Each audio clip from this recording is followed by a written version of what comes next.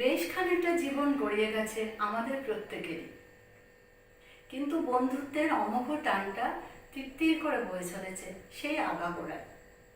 স্কুলের গণ্ডি পার করে কলেজের স্বপ্নের চিত্তেসে প্রবেশ, একটা মাঝারি মাপের ঘরে ঠেসাঠেসি করে বসা, হা হা হি হি, ফুচকা, আলু কাবলি, ক্যান্টিন, লাইব্রেরি রুম, আর পছন্দের শিক্ষক শিক্ষিকার জন্য অপেক্ষা, অপছন্দের জন্য আড়ালে কৌতুক।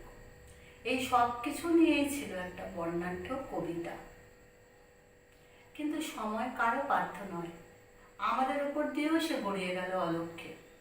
জনজঙ্গলে ছিটকে গেলাম আমরা সকলে।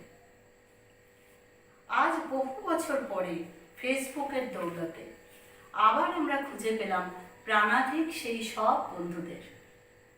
আমাদের এই বন্ধুরা যেন এক একটা খোলা বারান্দা। যখন ক্লান্তি আসে তখন বারান্দায় এসে দাঁড়াতে হয় মুক্ত বাতাসের জন্য। এই বন্ধুদের সব বলা যায়, বিশ্বাস করা যায়, হাত ধরে কাঁদাও যায়, আবার প্রাণ ভরে হাসা যায়। যে কথা জীবনে অন্য কাউকে বলা যায় না, বন্ধুদের বলা যায় অনায়াসে।